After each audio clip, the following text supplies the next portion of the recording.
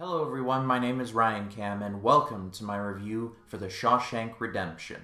And welcome back to Stephen King Month, where I'll be covering movies based off of the work of everyone's favorite author from Maine, Stephen King. I'll post a playlist link in the description above if you'd like to check out my other reviews. I have covered every version of It, as well as Misery, if you'd like to check those out. But for right now, let's travel back to Maine and let's talk about, well, one of the, if not the best prison movie ever made. The Shawshank Redemption has been praised by almost every film critic that I have come across, and there are a ton of videos talking about it. And not to mention the fact that it is number one on the IMDb's 250. So anything I will say will probably not really add all that much. However, this is my first time seeing The Shawshank Redemption. I know, what took me so long to see this movie? I refuse to guess, but I am so glad that I did, because The Shawshank Redemption is damn near perfect. It's just excellent.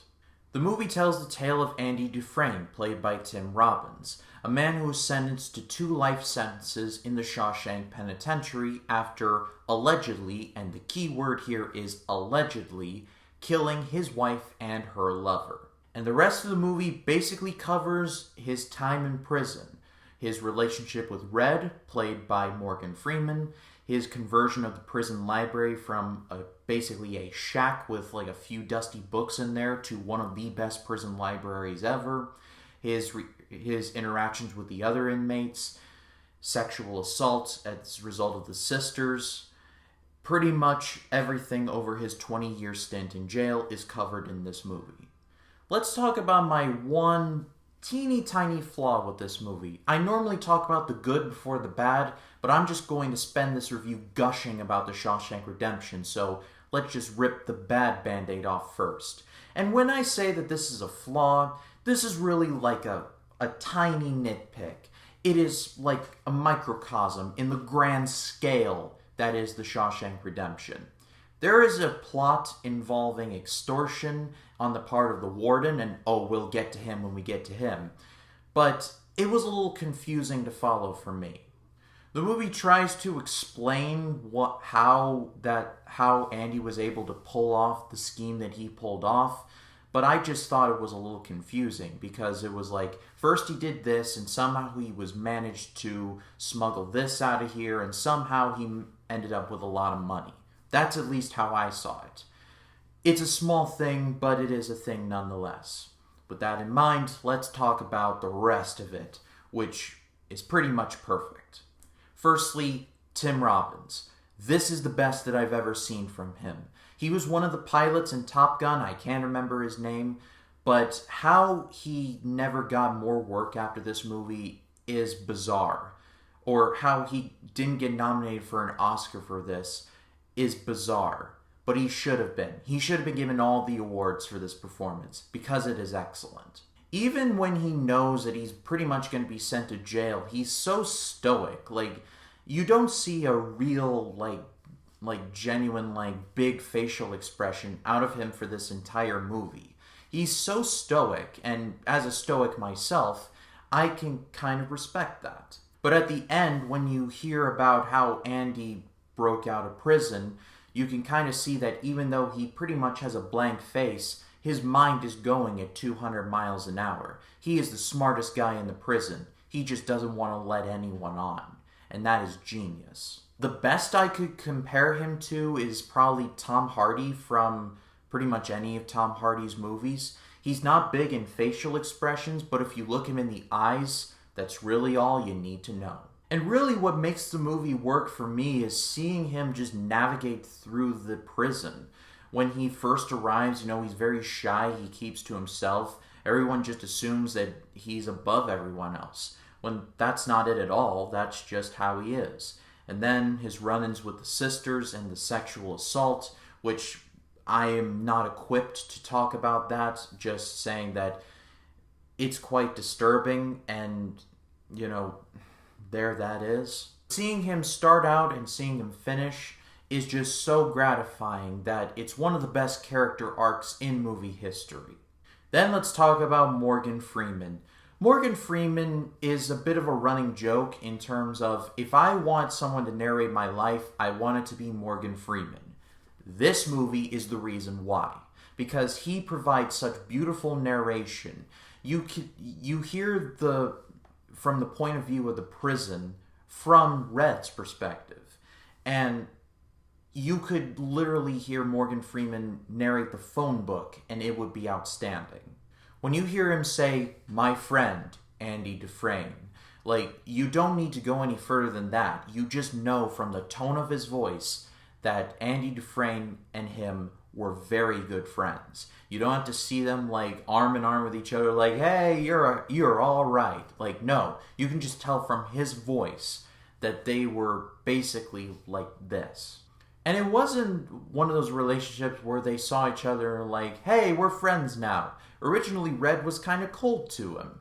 He was like, I think he's one of those types where he thinks his crap doesn't smell as smellier than the others.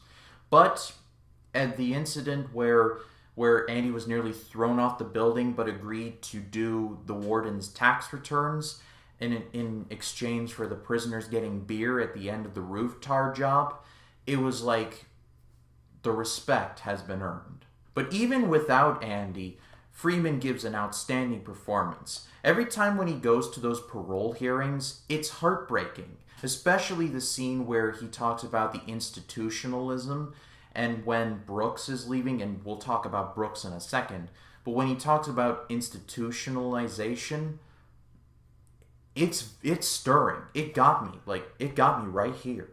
Which kind of leads into the overall tone of the movie. It's all about hope in the grimmest of circumstances. Because, let's not mince words, the prisoners in this movie, from what we are told, are bad people. But at the same time, they're kind of nice. And they live their own lives. And I guess you could call it Stockholm Syndrome, call it whatever you will. But they're kind of nice to each other. And, they're the sisters and there are their factions. But for the most part, they commingle very well. It's not like any prison movie I've ever seen. Also, the prisoners are legitimately, laugh out loud funny. There's a great scene where, I can't remember the prisoner's name, but when the prisoners are unpacking the books to fill the library, one prisoner comes across The Count of Monte Cristo by Alexander Dumas. And he reads it and he's like, "Count of Monte Cristo by Alexander," and Andy's like, "It's Dumas, it's Dumas." And the prisoner's like, "Oh, so it's Alexander Dumbass." And he points it up and he points to it. That was just really funny. It's a little dumb, but I mean, it's funny. It really is. Which also leads into my thing about the prison, because the prison itself has a life of its own. It's got its good elements and its bad elements. And the prisoners are the good element, and the bad element is the warden and the prison guard. Oh, I hate these two so much. I cannot remember the names of these two actors, but they are excellent because they conveyed to me that we are supposed to hate them, and I hated their guts. The main prison guard has pretty much played the asshole drill sergeant or prison guard pretty much throughout his entire IMDb. And I can't say that he isn't good at it because he is really good at it. And then there is the warden. This is one of the most dastardly villains in the history of movies. This guy is horrible. He's one of those religious types where he browbeats you with his religion, and then when your back is turned, he breaks every commandment known to the good Lord. He's very condescending in front of the normal people. When he gives a speech where he doesn't refer to men and women as men and women, he refers to them as John Q. Taxpayer. Like, how condescending can you get? And then he treats the prisoners like dirt. There's a great scene where Andy has been basically in solitary confinement for a month, and the warden visits him, and he threatens that if he tells, a dirty secret, then he'll throw him in the general population with the sodomites. Like, how low can you stoop? Honestly. But the prison, strangely, provides a level of comfort as well. There's a great scene involving Brooks, and when Brooks is released, he's basically lost. He's given an apartment, he's given a very mediocre job, and all he's known for the past 50 years is that prison. He kills himself because all he's known and all he's comfortable with is that prison. And you would think that freedom would be liberating, but instead it's like going from one prison to another prison. When Brooks hangs himself in this movie, it's literally a scene where I wanted to cry. I can count on one hand the amount of scenes in movies that have made me cry, and when Brooks hangs himself, that's one of them. The Shawshank Redemption is amazing. I don't know what took me so long to see this movie, but I'm sorry to myself, because this movie is just outstanding. But that's all for me, guys. Thank you so much for watching. Stephen King Month will continue with reviews for 1408 and Secret Window.